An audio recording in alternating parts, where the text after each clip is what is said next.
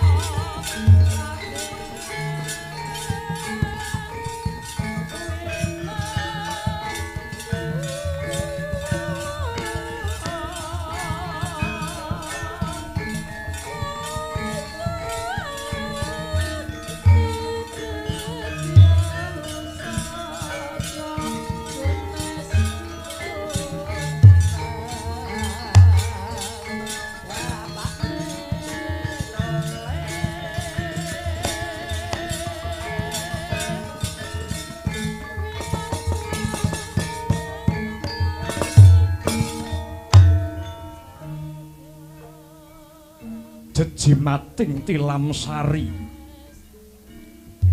liringmu pandam kamarutan satemah pinter merawoso telenging kayun Kakang Mbok Bratajaya kadangipun Kakang Yayi Arjuna kepiye Dimas rerenggan kahyangan pepasrening jagat pranyata tan hambabar kaendahan rembulan kae katon rengu lintange lesu langit biru dadi sintru awit kalah Prabowo kelawan citramu wong ayu Dimas Permati sawangen kae ana kombang kang brengengeng nyidri kembang kombang kae brengengeng nyidri kembang sing lagi mekrok ngambar gondo wangi nanging apa to sebabe Sang Bremara mung kekejer tan bangkit ngingsep sarining puspita merga wedi dukane sing anggadhuh Sekar Dimas Dimas Bendoro wong ayu kang kaya godhong tunjung netrane ayo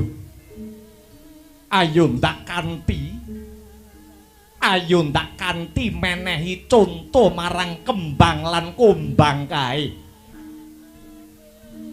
supaya ora tida-tida anggone padha nyuntak jatining pemarem wong ayu manuta ndak emban ndak ojong kunir pita kang sela pindha kartika baya mirah baya inten pepujanku wong manis ayo ndak kanthi lelumban warihing katresnan kekosok kang sari-sari wong ayu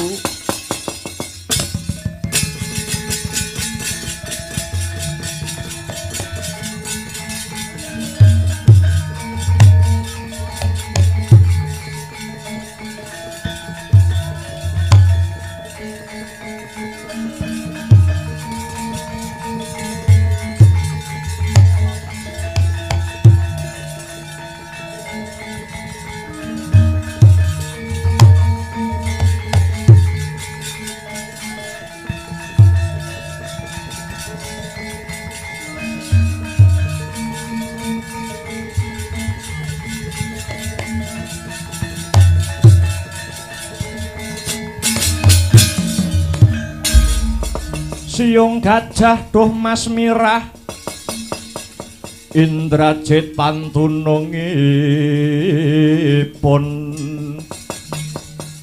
Rekmo memes ngembang bakung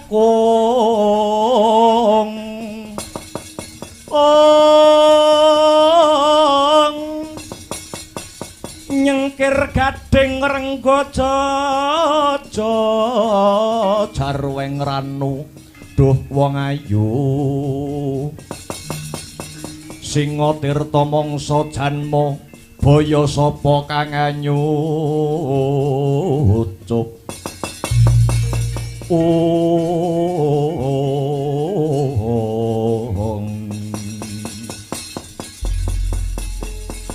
wong ayu mara gage sirnakna rasa sangga runggi sirnakna ewuh pekewuh ingkang ngalang-alangi marang jatining pemarem ayo ndak kanthi mbacutake anggone padha ngisep maduning katresnan wong ayu kosik wong bagus tatanen luwih dhisik rasamu aku tak kandha ya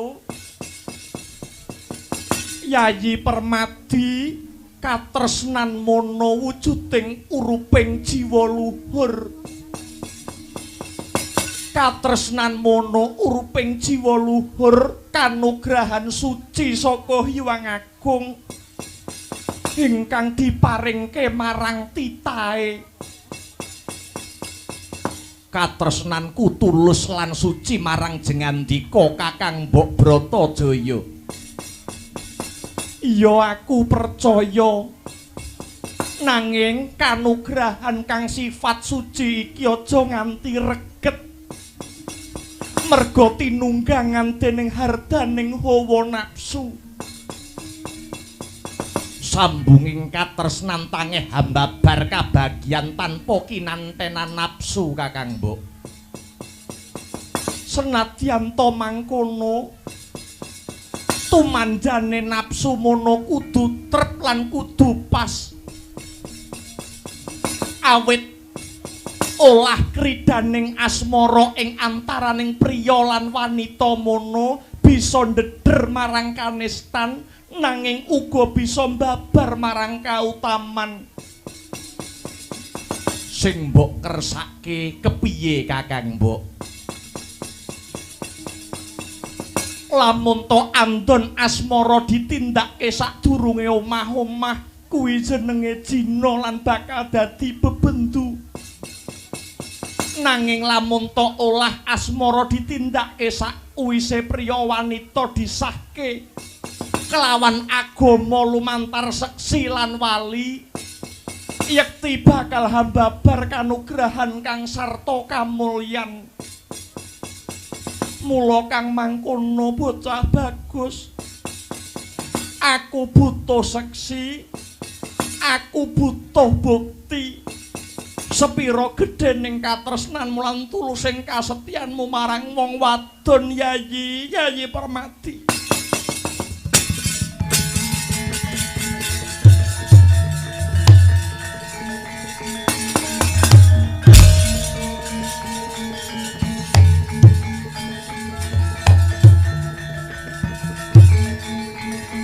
Kakang Mbok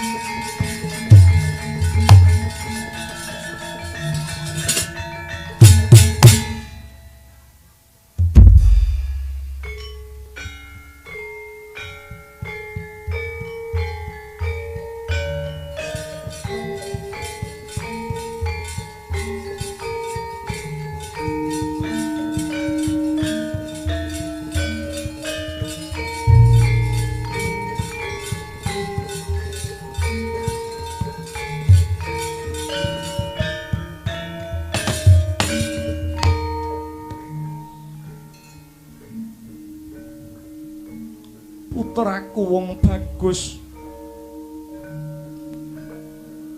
Permadi pun ibu bisa nggagapi kelawan panjriting rasamu mula kang mangkono cah bagus aku njaluk pandongamu Ibu Kunti sing bakal nyambung talining katresnan aja nganti kembang sing ndok rukti ndok sirami saben hari banjur direnggut karo tawon liya yo nang Samirana.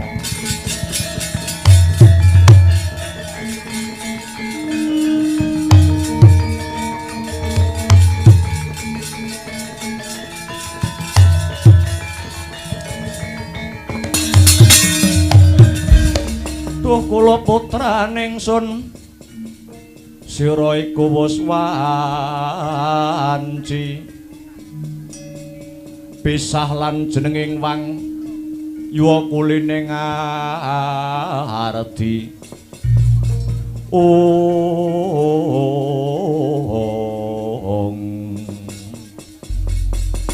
ngaturaken panuwun Kanjeng Ibu nyatanipun Kang Putra kaliyan Kakang Mbok Bratajaya sampun condong ing batos golong gilik sami kaprawasa jemparing ing katresnan. Namung pangestunipun Kanjeng Ibu kelawan para pinisepuh murih jinangka kasidaning kayun anggen kula mancat gapuraning bebrayan Kanjeng Ibu. Permadi tresna kuwi sipate tulus. Dosa apa kang bakal ndak sandang yen pun ibu ora jumurung sira Permadi. Mula Permadi jeneng sira Permadi mujudake satriya-satriyaning tanah Jawa sing tatak lan tetek rasamu yonang. Dongakno pun ibu dina iki bakal nglamar ana negara Dwarawati ya cah bagus.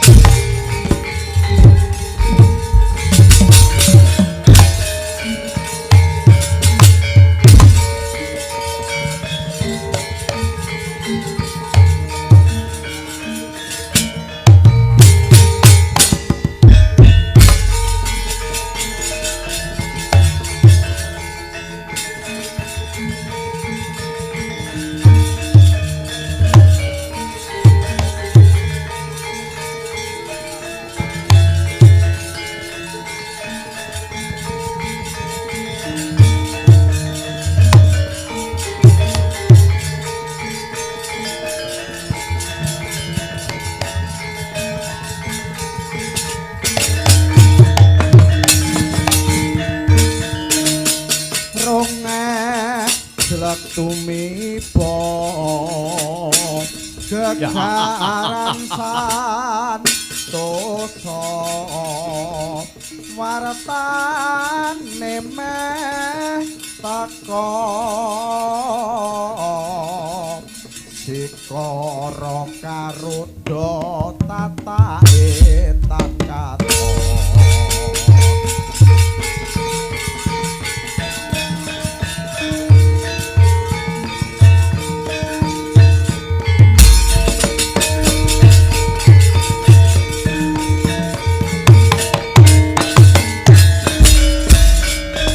dening utamaning nata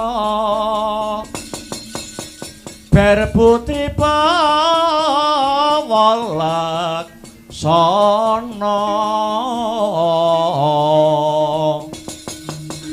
lire berbu mangkono lila legawa ing driya hangga ganjar saben dina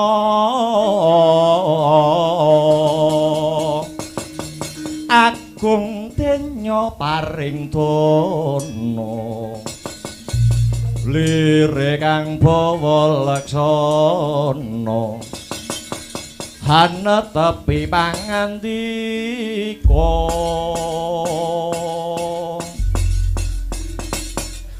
pun Rama pirang-pirang dina iki nyawang lagak lagon lagianmu semu beneh klawan adat saben adat lupiya anakku Burisrawa kuwi mung sarwa bungah saben dina mung mesem guyu nanging kenang apa ngger Burisrawa pirang-pirang dina iki kowe kok katon susah kaya ora karenan ing manah wah nyuwun pangapunten Dewaji Bilih Kang Putra Burisrawa punika sampun titi wancinipun Palakrama. Kula sampun wancinipun dhaup kaliyan wanita ingkang dados gegantilaning ati kula Rama Dewaji. Oh, kuwi to. Dadi anane kowe pirang-pirang dina iki susah mung kowe mikir perkara palakrama, mikir perkara dhaup. Yo aja sumelangger. Matura kelawan wong tuamu pun Rama Nalendra ing Mandaraka Prabu Salyapati. Saguh ngrabekke kowe ngger Burisrawa. Ngono wae kok gawe susah, ngono wae kok gawe bingung. Yen mung pengen rabi kari matur marang pun Rama. Ora usah bingungi yen seneng karo bocah wedok kuwi ditembung ngono. Inggih Kanjeng Rama inggih. Coba, mara coba. Wanita ndi sing mbok senengi? Kowe kuwi anake ratu wenang milih bocah wedok. Kowe kuwi anak ratu wenang nuding bocah wedok anake pandhita apa anake satriya. Mara gage matura Burisrawa. Yen kowe iki duweni kepinginan ning nggur mbok empet wae iso-iso kowe mati nom Burisrawa. Wah, inggih Kanjeng Rama.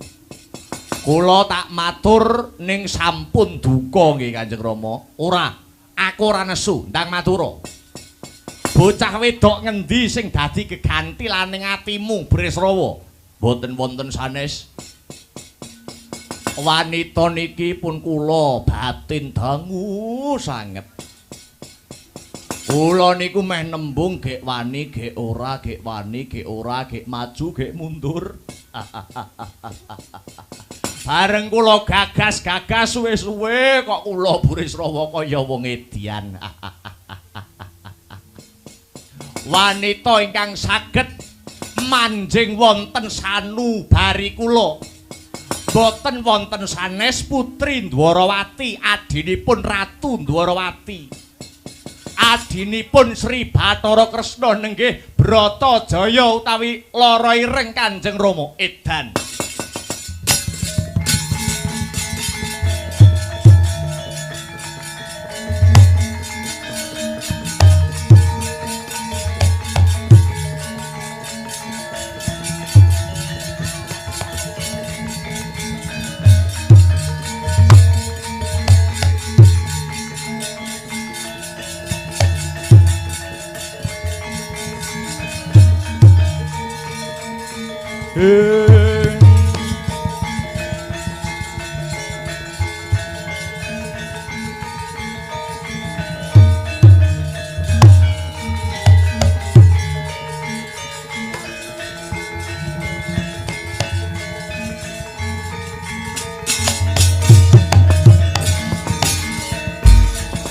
dadi atur-atur miturut hanut sumarah mring Gusti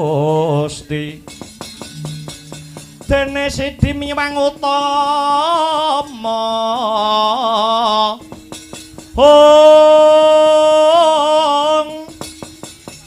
panindak ing praja ngadil bejo dadi bandara rinarepan mring pro abdi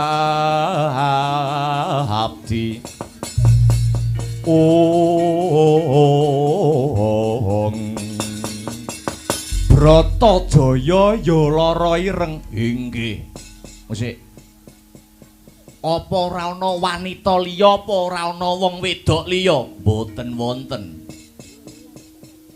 wis kuwi sing kok senengi kuwi nggih apa kowe ora enek rasa sithik-sithik karo sinden ngendi ngono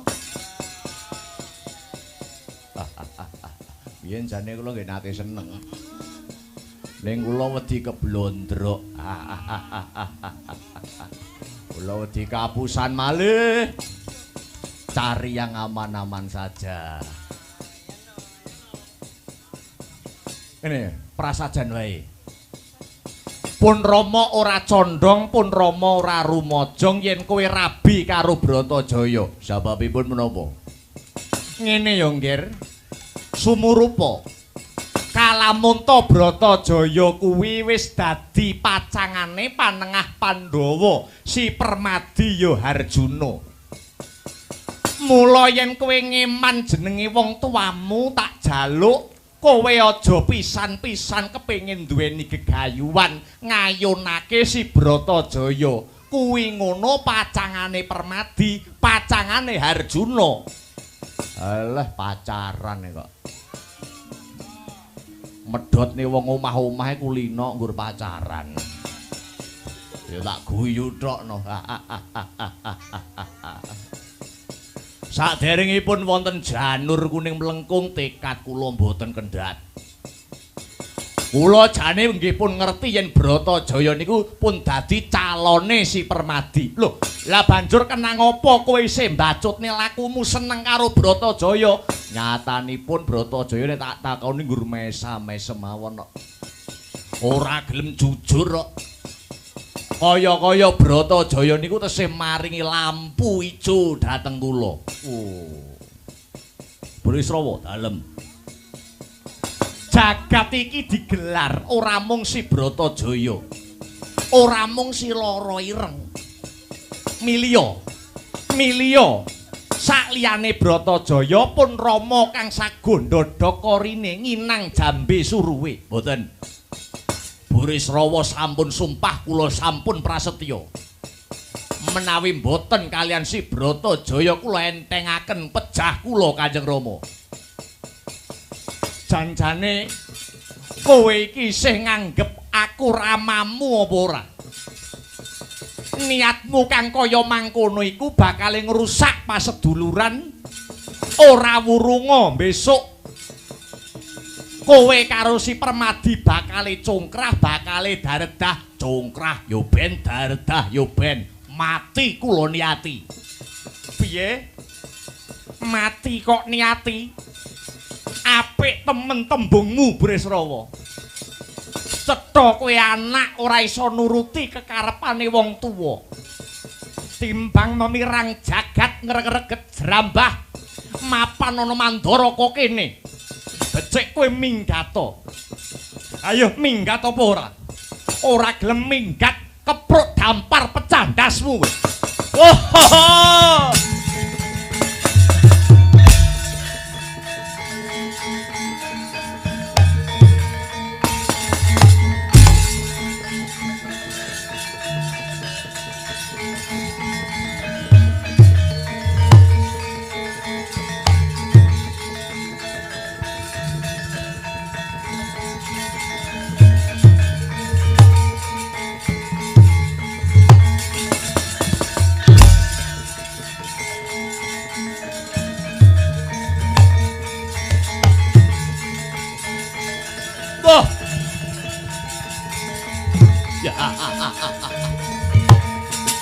Oh.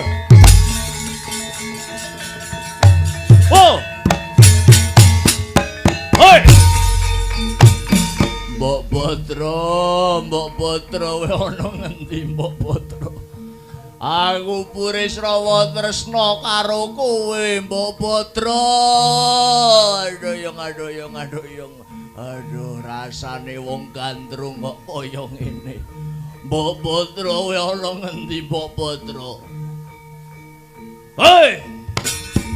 Hei! Hei! Hei! Hei!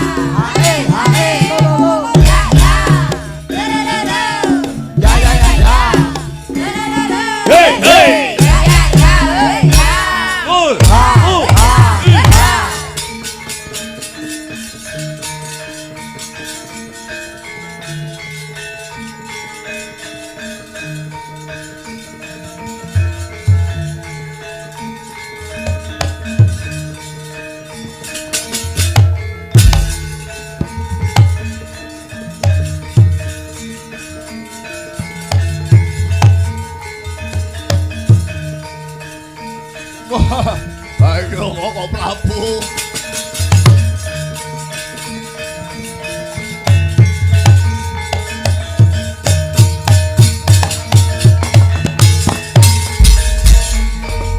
Lemeng mawa lemot kalamatan jroning alam kanyut. Saknyatane kanyatan kaki sejatine yen tanemut.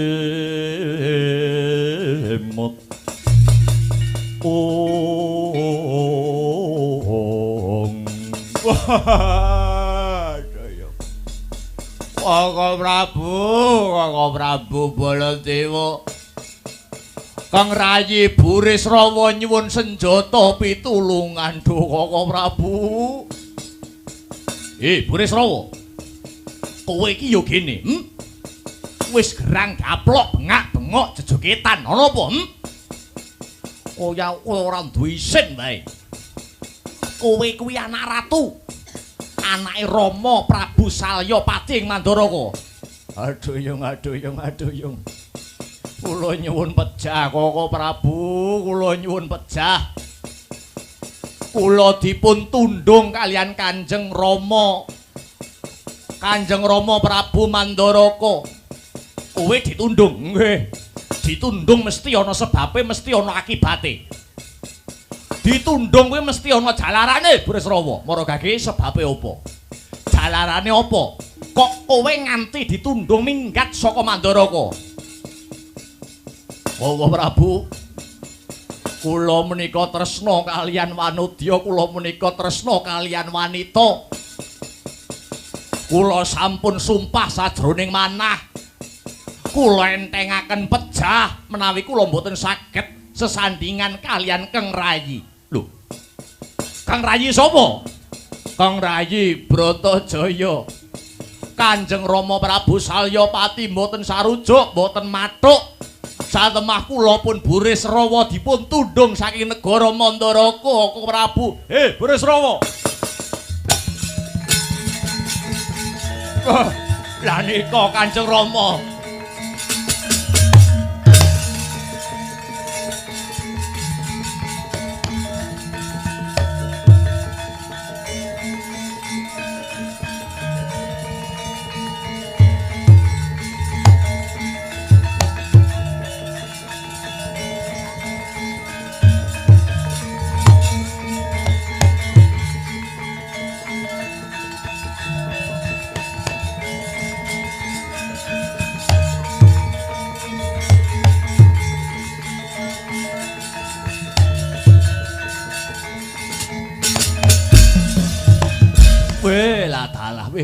Welah dalah. Mapan kebeneran Kanjeng Rama saged pinanggih dhateng mriki. Nering sedya kula bidal saking Mandura kepengin sowan paduka Kanjeng Rama Salyapati ing Praja Mandaraka. Oh iya. Anak mantuku Baladewa. Lah kok iki kowe ketemu karo adimu bocah edan Burisrawa. Ngaten Kanjeng Rama, ngaten. Kula badhe nyuwun katerangan Kanjeng Rama. Kula badhe nyuwun katerangan ingkang gumathok. Wonten punapa Kang putra tinundung saking negari Mandaraka? Suwawi Rama Prabu Salyapati kula aturi paring dawuh ingkang trawaca. Nyuwun sewu. Punapa Burisrawa kala wau dereng cariyos nggir. Saberangan sampun Kanjeng Rama, saberangan sampun. Burisrawa kepengin ngayonaken adi kula pun Bratajaya. Lho, lah nggih niku perkawise nggir.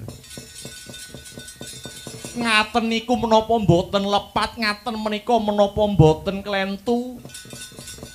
Kamangka Kang Rayi Bratajaya sampun dados pacanganipun pun permadi nggir. Bratajaya sampun dados calone si Harjuna. Lah kok anak kula Burisrawa mberung kesurung rasa wuyung. Niku rak nggih lepat, niku rak nggih klentu to nggir. Sampun Kanjeng Rama sampun. Babakan Burisrawa tresna kalian adi kula Bratajaya niku pinanggih gampil. Ngaten mawon kok dianggep angel to Kanjeng Rama. Lah leres niku. Leres kok Prabu leres. Kok mboten dianggep angel niku nalaripun kados pundi nggih? Ngaten. Awit adi kula Bratajaya niku sakniki mapan wonten ing negara Dwarawati. Ingkang gula wentah siyang pantaraning dalu niku adi kula Yayi Kresna. Langkung prayogi Kanjeng Rama langsung kemawon tindak wonten Dwarawati nglamaraken Burisrawa menika dhateng adi kula pun Kresna. Nggih. Menawi namung tindak Dwarawati niku gampil. Nanging ingkang awrat tumrapun Rama niku nerak pepalining priyayi ingkang sampun seda. Awit duk rumuhun swargi Prabu Pandhu lan Rama Paduka Prabu Basudewa menika nate ngendika. Pangandikanipun Wara Sembadra lan Permadi ing tembe dewasanipun kedah mbangun bebrayan ingkang asipat bebojowan. Kanthi dasar menika ngger, dosa menapa ingkang kula sandang bendu menapa ingkang kula tampi? Menawi kula wanuh wani nglamaraken Bratajaya kagem anak kula pun Burisrawa, Kanjeng Rama. Menawi makaten kula kemawon ingkang sagah ndhaupaken adi kula Bratajaya kalian si Burisrawa.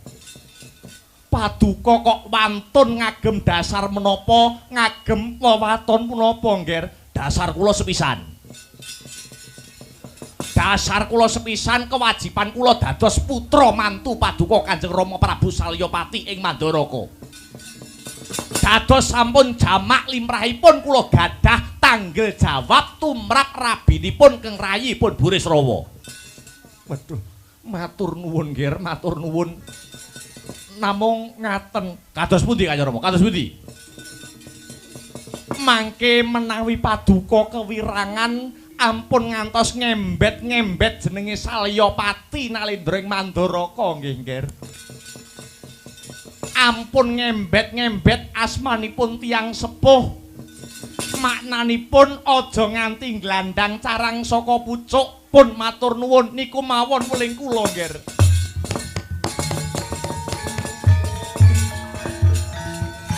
Sranane wong ya luhung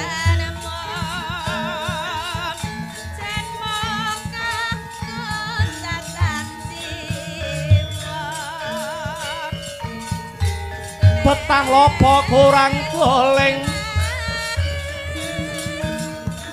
eling ngasa najat nika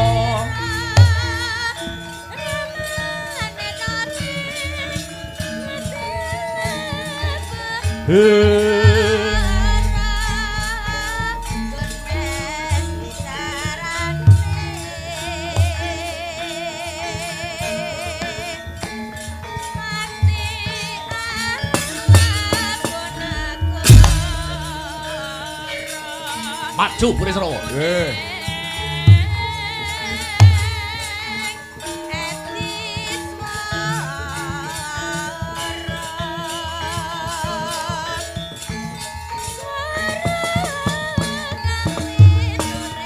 Burisrawa, wonten dawuh Kang Prabu.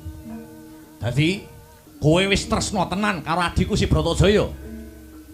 Kabengkao Jaja jinupuka jejantung kula.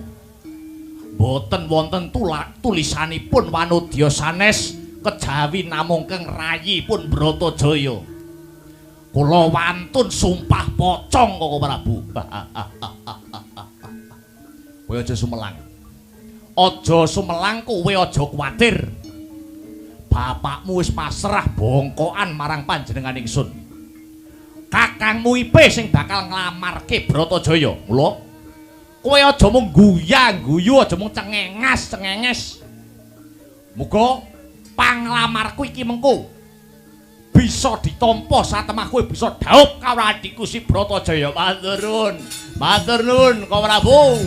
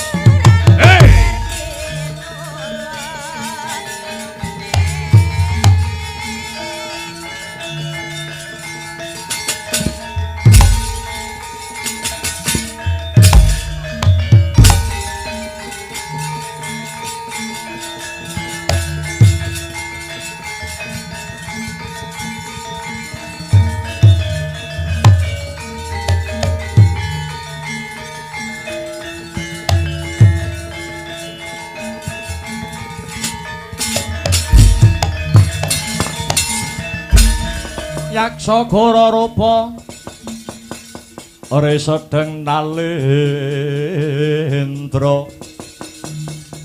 yaksa alalaku kang malwalya ingkang mung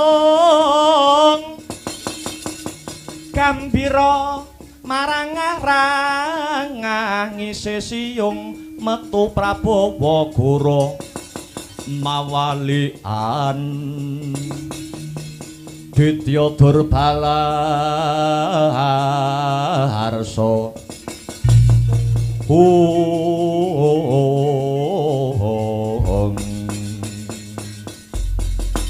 Bintang Samudra kula wonten dawuh sinuwun amiji kula pun Bintang Samudra.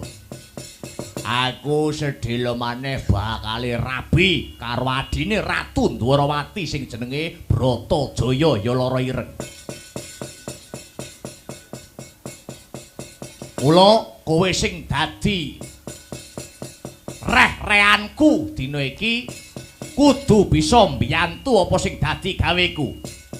Kowe tak kanthi ngombyongi tindake Prabu Baladewa menyang negara Dwarawati. Aku arep rabi, aku arep dadi manten. Mengko yen ana bobol barating perkara, yen ana muganing lakon, kowe sak wadya balamu preman-preman bayaran sing tumandang gawe. Ngestakaken dawuh sinuwun. Mula dirapno wadya bala. Krit lampit brungkat kimpul waton lanang nyekel gaman. Lading pangirsing daging bathok wadheng getih. Yen ana sing ora trima kepengin ngrabasing kelawan Burisrawa, kowe sing jumangkah Kang Sarta Kemerembyah. Ngestakaken dawuh. Budhal dina iki. Benjing bidal gumurung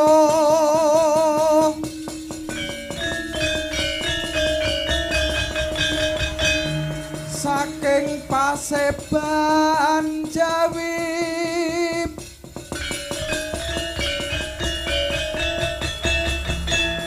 gung ingkang Balakuswa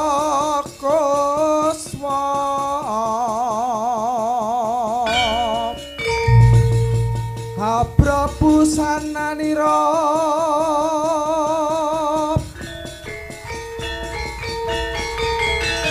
lir Surya Wadalira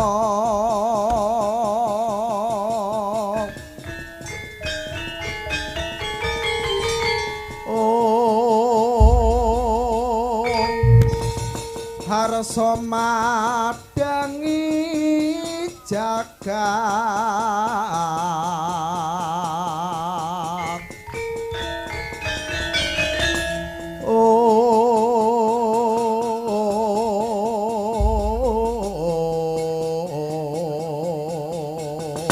Budhal dina iki.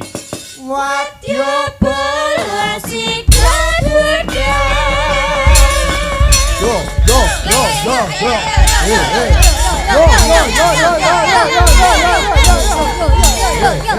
yo yo.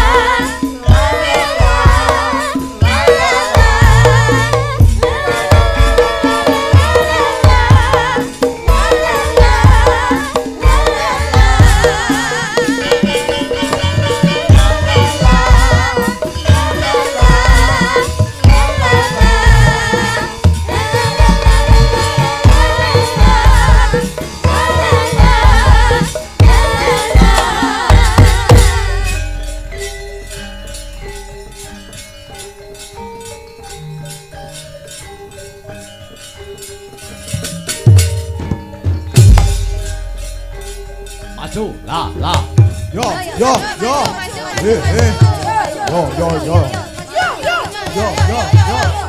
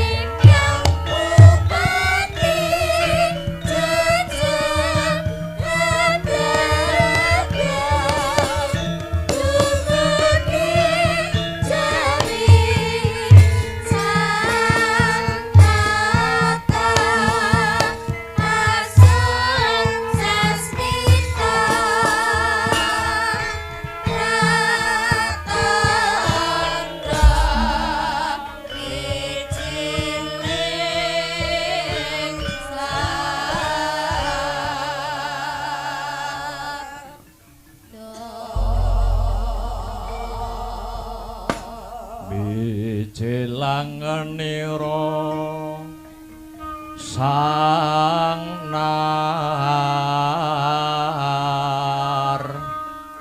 pati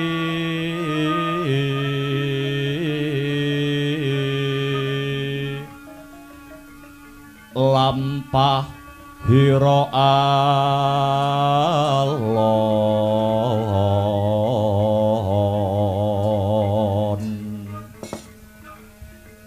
bijelangenira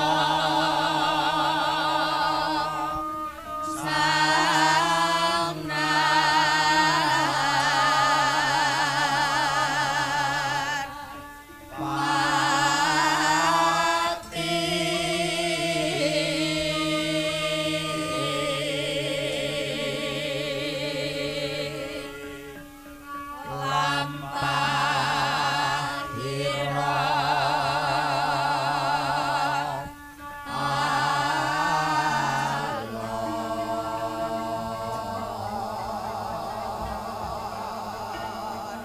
Ginarebek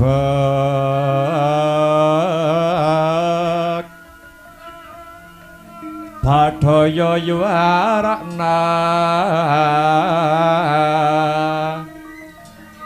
nira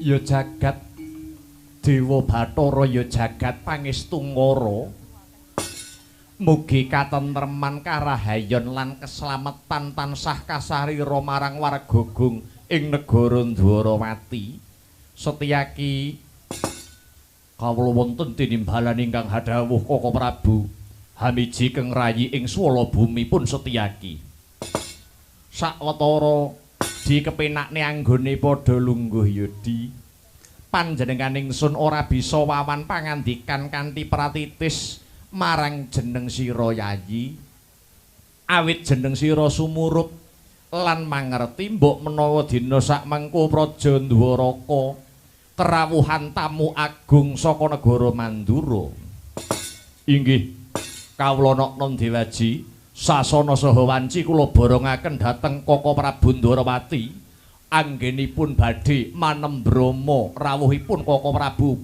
Baladewa ing Praja Mandura. Iya Setyaki banget panarimaku. Duh Kaka Prabu jimating gesang kula donya prapting delahan. Kaka Prabu Baladewa sami wilujeng rawuhipun Kaka Prabu Baladewa dumugi ing Dwarawati mriki. Wih, lah salah. Iya ya Kresna, nir ing sambikala ora ana alangan sawiji apa budal saka Praja Mandura tumeka ing negara Dwarawati tansah ginanjar karaharjan kang sarta kawilujengan. Ora nyandung sambi kala sawiji apa Kresna? Nuwun inggih. Duh Koko Prabu, piye Kresna? Sak rawuh paduka kang rayi ngaturaken pasegahan Panakrami pambagi mugi kunjuk sahandhap pepada paduka Njeng Koko Prabu Baladewa. Iya Kresna, dahat katedha kalingga murdoseh Panakramane Yayi ing Dwaraka ingkang rumentah marang pun Kakang ing Mandura. Kosok baline Kresna, puja pangestawanipun Kakang wae tumrapa marang Yayi Harimurti. Inggih Koko Prabu. Gorawalan anggen kula mundi kapetekaken jaja rumeketing Wardaya miwahana rah daging kayuwanan. Mboten langkung sumangga kula dherekaken lenggah kanthi prayogi Duh Koko Prabu. Piye Kresna? Monggo kula aturi lenggah ingkang prayogi. Lah iya to. Kaya-kaya ora kurang prayoga anggonku lungguh ing dina sakmengko Kresna. Koko Prabu, piye Kresna? Sak sampunipun lenggah ingkang prayogi, monggo kula ngertos bilih palenggahan sak mangke paduka Koko Prabu rawuh ing Praja Dwaraka semunipun wonten babagan ingkang wigati keparenga kang rayi ing Dwarawati sumedya ngangklungaken jangga nilingaken karna slendro ingkang raos slendro ingkang batos pun Kresna nyadong rumentahing sabdanipun pangandika Koko Prabu Balarama. Nok-non ngestokake dawuh Yayi Kresna. Permara reh manguswamya ngambreng kadi karunaning kaswahasih ring marga Hamalatgung. Risang ganda mastrat maja lengleng lalu manguladi Surya mangrangsang wayah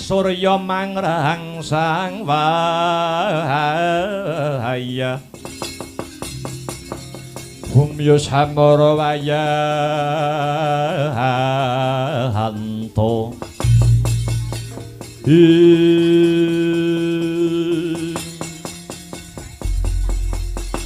Kresna prabanipun Kakang ing negara Dwarawati iki ingkang angka sepisan ya kuwi kepengin tilik kayuwanane Yayi Kresna sumrambahe para warga Gung ing negara Dwarawati. Puja lan puji syukur kang jero yen kabeh tansah ginanjar kawilujengan kang sarta kebagaswarasan ewa dene angka 2 Yayi. Pun Kakang ngaturake alam oneng, alam iku tembung lawas, oneng kuwi tegese kangen. Awit wis sawetara wanci ora bisa wawan pangandikan kanthi pratitis klawan jeneng sira Yayi Kresna.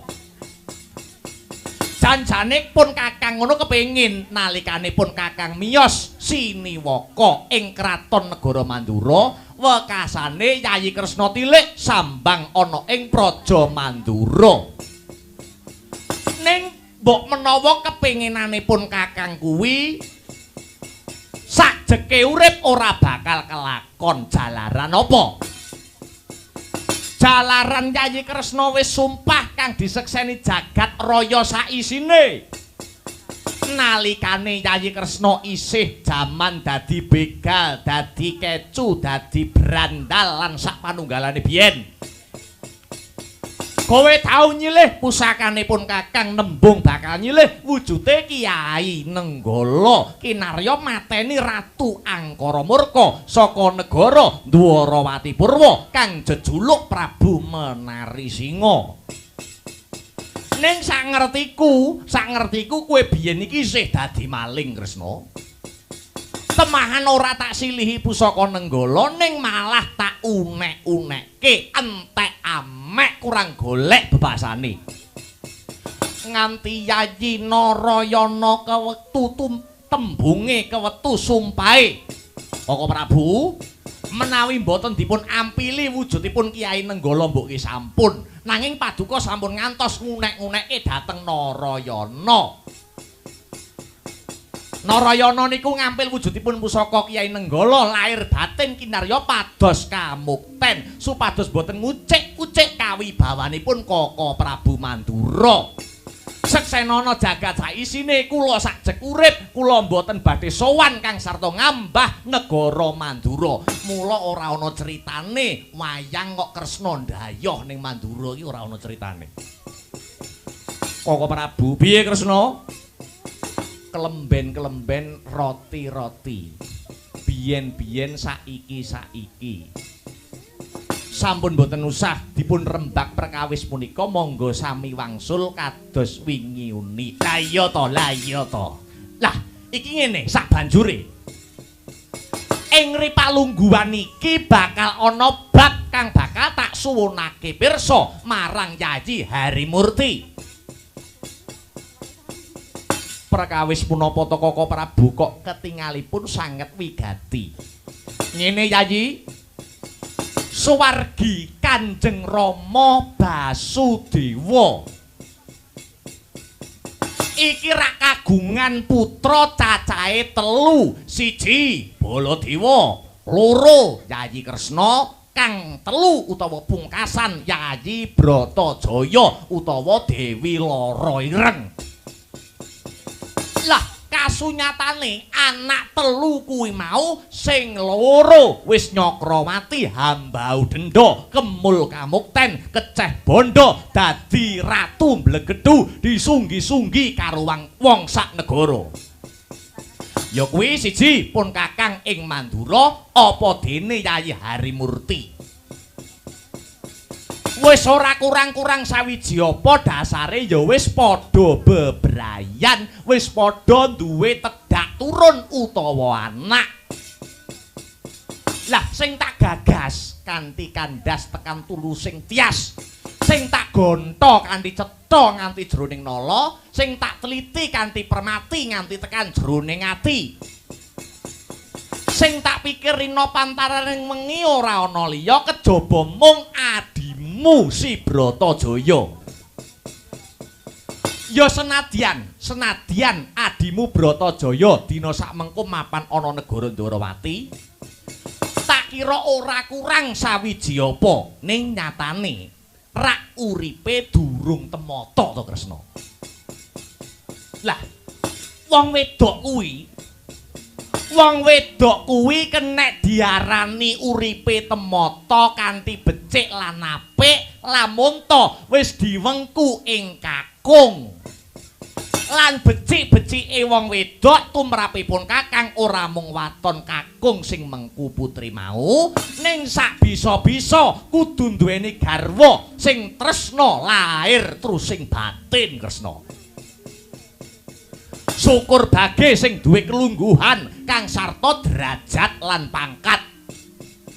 Pamriye apa? Pamriye dimen bisa mulyake adimu si Bratajaya. Gandeng cenenge apa? Lah gandeng cenenge ngene. Blakasuta blakutang terus terang pun kakang kepengin mulyake lan nata uripe si Bratajaya utawa Yayi Lara Ireng. Durung suwe kae pun kakang ketemu kelawan Kanjeng Rama ing Mandaraka, Kanjeng Rama Prabu Salyapati.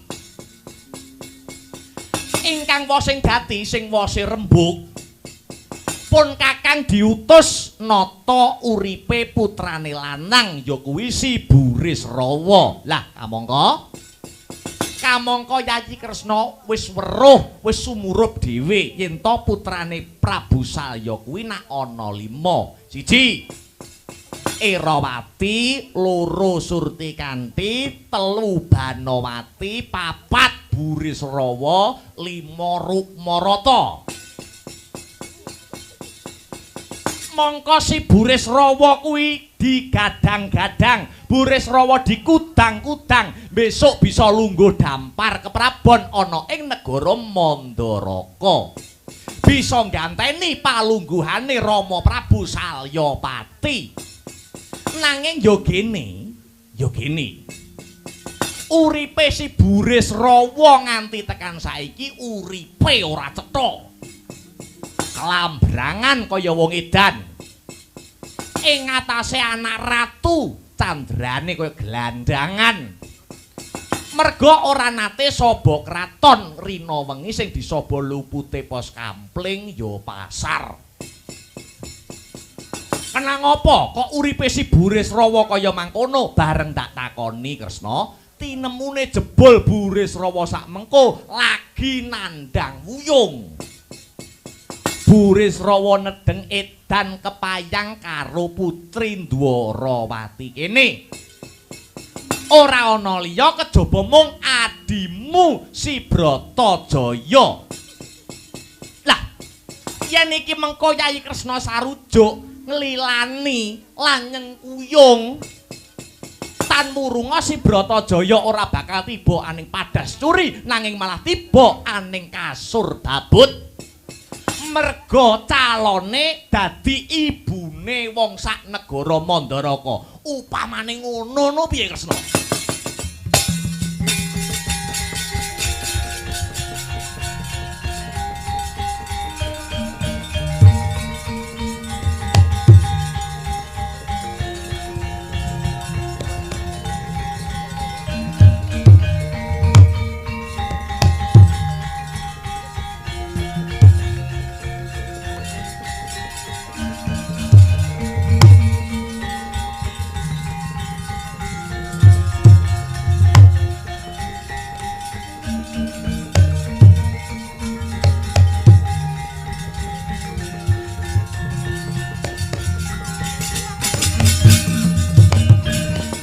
Leng-lenging driya mangu mangun gong kanduhan rimang lir-lirno tanpa ganin lir-lirno tanpa kanin yen tandulusa yen tantulusa mengko sang diahukama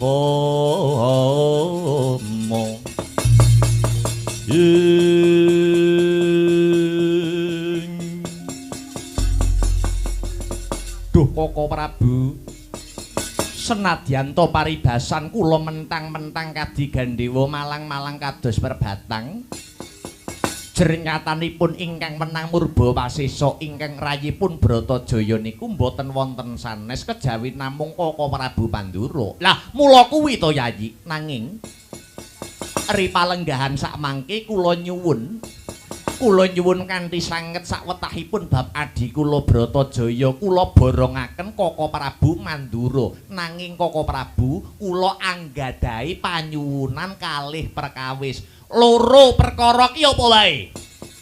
Ingkang setunggal kula suwun paduka Koko Prabu mboten nindakaken goroh. Awit paduka menika Nalendra, paduka menika ratu, hambekipun bawa leksana mboten kenging nglincati sabda kang kawedar. Yen iya ya iya, yen ora ya ora. Angka kalih ampun ngantos paduka Koko Prabu nyendu dhateng penggalihipun sinten-sinten saya-saya penggalihipun tiyang sepuh. Kalih menika ingkang dados panyuwun kula Dha Koko Prabu. Ya, yen pancen kaya mangkono aku ora bakal goroh. Aku ora bakal nglarani atine sapa-sapa. Sing baku aku bisa ngrabeke adiku si Bratajaya lan si Burisrawa Kresna. Lagi cowalan sabdo ora kang sumewa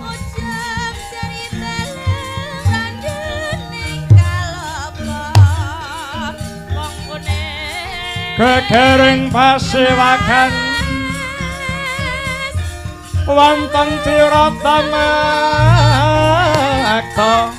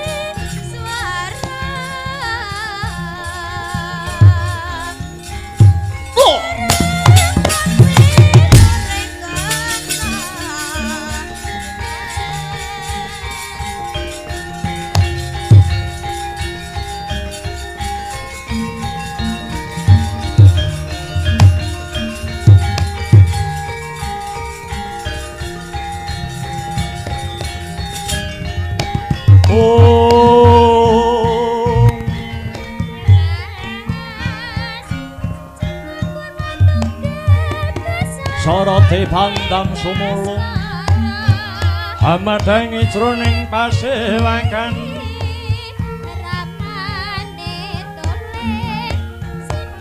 menani watono katon remu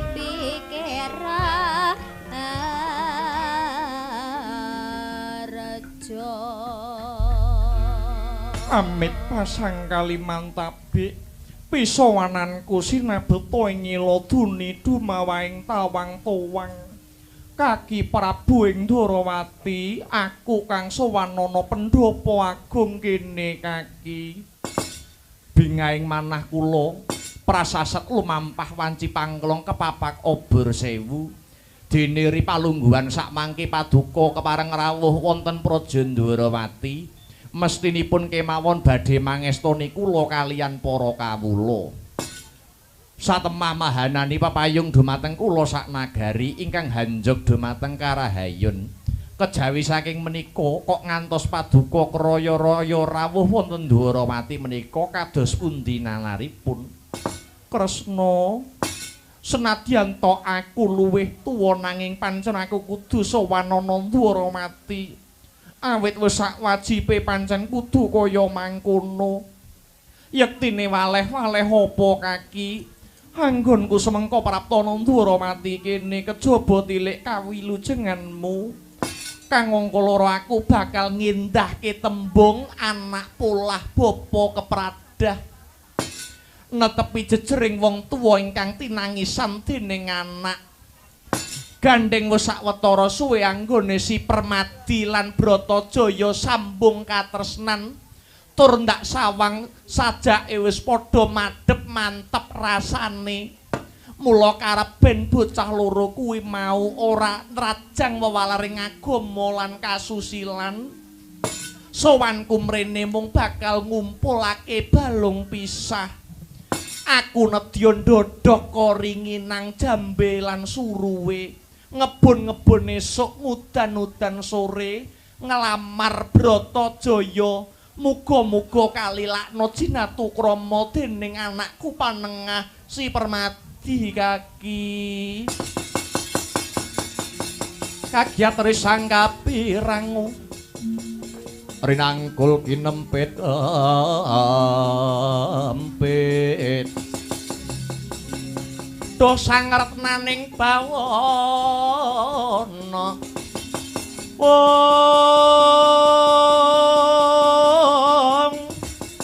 yuwasitu kang walang adi yuwasitu kang ngesing tias yuwasitu kang kudu garing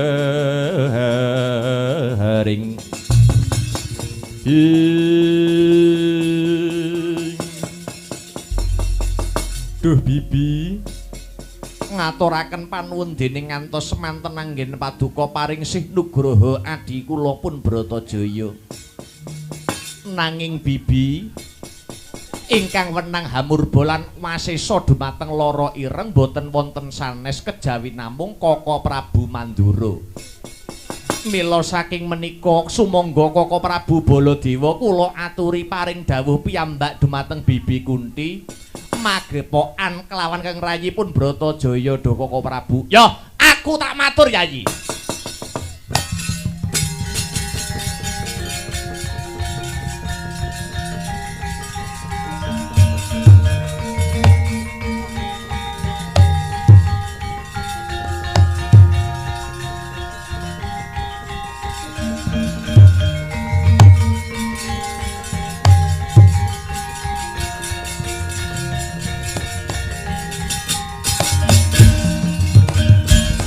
Meksa dadak melu-melu kaya budine wong ceplik lali yen kalengkane ngrep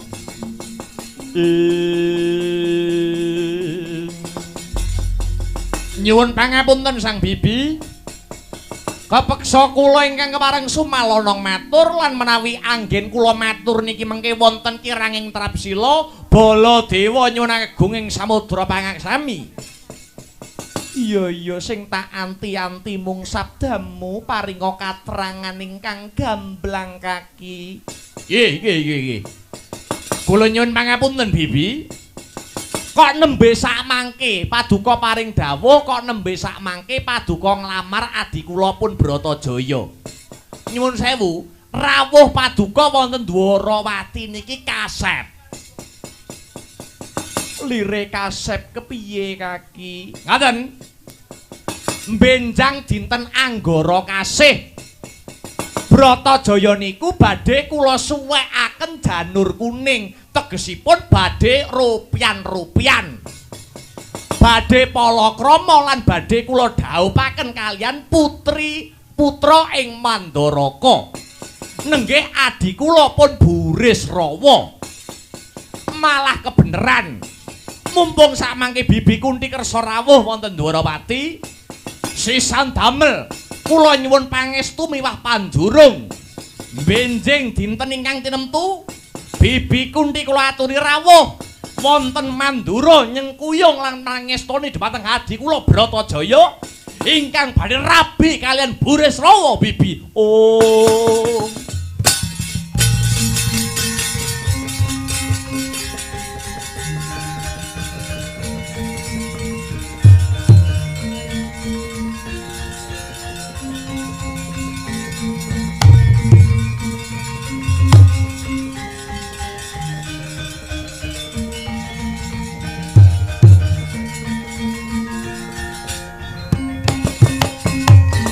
Kaya sinamber bledek jantunge Dewi Kunti.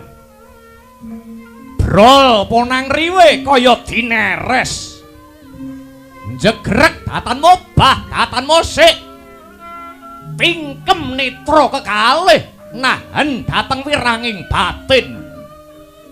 Mlumpruk datan podar bekarekat. Ndeprok wonten pendhapi agung. Seru nalongso nenutuh diri jerit sundul langit njolo kaya natap pakoso. Datan karaos dlewer luhira prasasat tangkis dadal. Megap-megap tan bangkit hangampah seseking raos. Mangkono kya tinetekake nadyan to megap kya kawijil dawuhira Sang Ayu.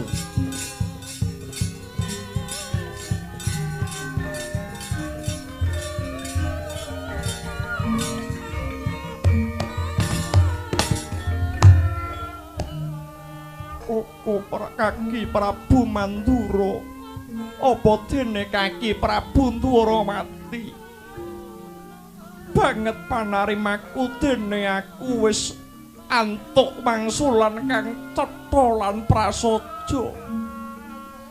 Yen lala luput ku aku njaluk ngapura. Sapungkurku muga-muga Dwarawati nemu raharja aku mundhut pamit kaki. Om.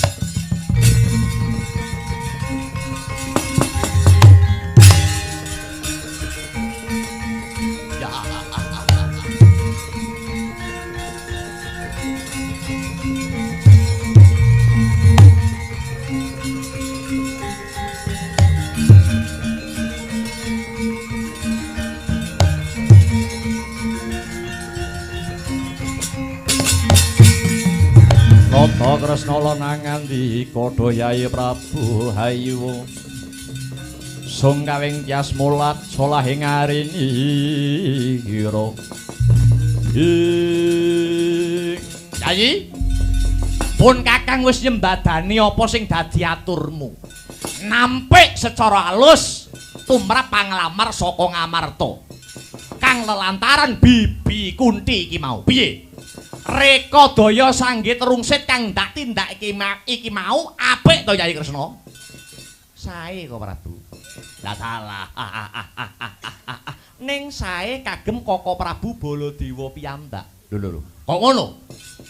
Nyuwun sewu. Dateng ajeng kula rak sampun matur monggo anggenipun badhe murba Bratajaya ning syaratipun kalih.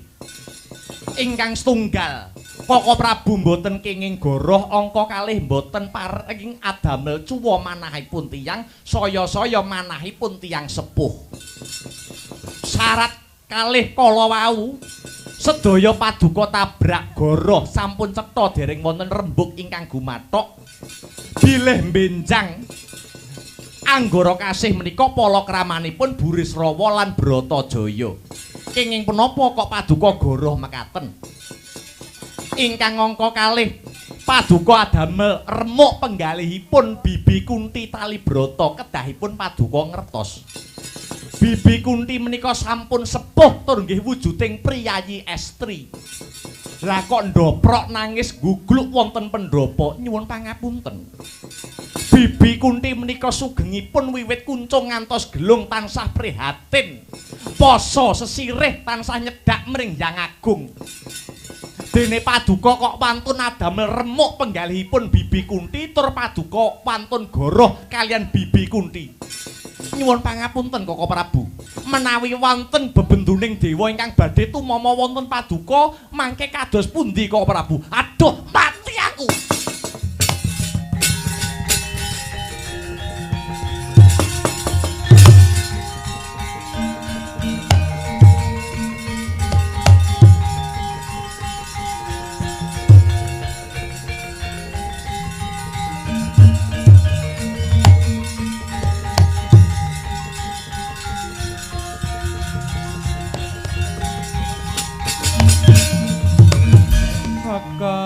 Kakang Baladewa kok mentala timen tumindakmu marang Bibi Kunti. Kamangka aku wae durung milih si Permadi apa si Burisrawa. Lah kok Kakang Baladewa wis wani mutusi lan ngorek-orek penggalihe Bibi Kunti. Tak kandhani ya Kakang, tresna kuwi uruping jiwa luhur, tresna kuwi agem-agemane Gusti Kang Maha Kuwasa kang diparingake marang titahe. Tresna kuwi bakal ngrembaka selawase lamun linambaran rasa welas lan asih. Tak baleni, katresnan kuwi bakal ngrembaka selawase lamun linambaran rasa welas lan asih. Yen tanpa rasa welas asih katresnan mau ora bakal awet. Akehe tembung jodoh kelawan bojo kuwi angel jodoh nanging sak temene kuwi kleru. Yen jodoh kuwi jer lanang wadon bisa dadi jodhone ning yen bojo kuwi bebrayan kang agung. Kanthi tumalining tresna mula ya Kakang. Yen Kakang arep ndhawuhke aku karo Burisrawa aku gelem. Lah dalah nanging lho nganggo nanging yen wis pinesti dening Gusti ana tetembungan siji pesti loro jodoh telu wahyu papat derajat pangkat lima donya kuwi manut dening kodrate sing gawe urip. Yen wis pinesti dadi jodhone senadyan to sing siji mapan ana pucuking gunung sing siji mapan ana tengahing segara. Yen wis pinesti dadi bojone ya mesti bakal kelakon mesti ana wae dalane wis kuwi ya Kang sing dadi aturku.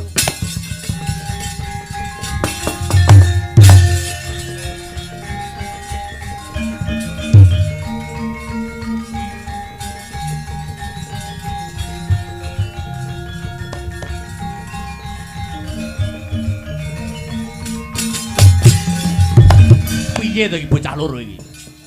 Ora Kresna ora Bratajaya nuturi kakange. Banjur kakange ditinggal, sing salah niku paduka. Ing atase rung mesti ditampa kok nekat sampeyan niku. Nuruti kok nuruti wong nekat. Sing wis karowan ditampa ae rawane nekat kok. Lah kok rumangsane peh menangan dhewe.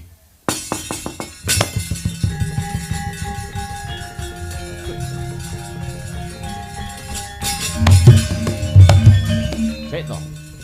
Sak dunyoe tamu sing ra kajen iki nggur Baladewa. Iki piye iki? ratune pati eduk ngilang kabeh iki tancepan model piye iki? Yo ora nggo bedolan iki, Wes mbuh.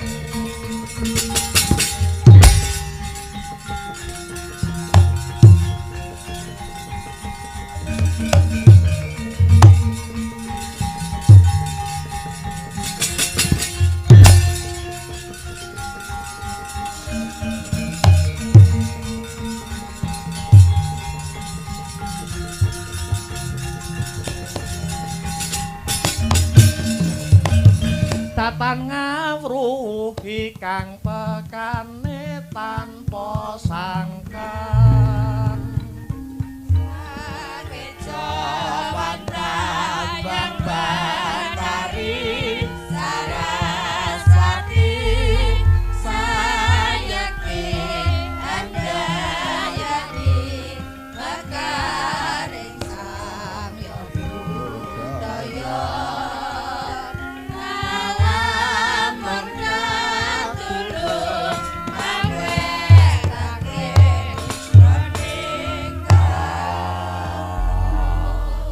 Kunthi ibuku sawetara wanci aku karo Permadi lan Gatot mapan ana alun-alun Praja Ndorowati nganti-anti tekane Kunthi ibuku kepiye antuk gawe apa ora Permadi kowe aja kaget ya kulup nalika aku somanana Ndorowati jebul tinemune anak Prabu Mandura sing bakal mboyong Bratajaya bakal didhauphke kelawan Burisrawa sabar ya kula.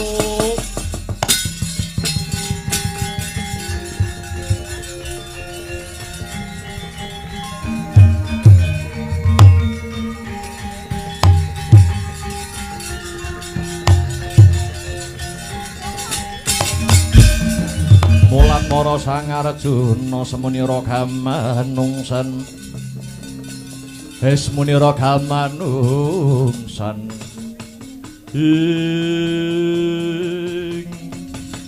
Duh Kanjeng Ibu pedah menapa kula gesang wonten Madyapada menawi kula mboten saged sesandingan kalian Kakang Mbok Bratajaya. Jlamprong kowe dadi cah lanang aja gampang mutung. Iki cetha sing dadi pepalang kakangku Mandura. Tunggune neng kene. Iki perkaraku karo perkarane bule.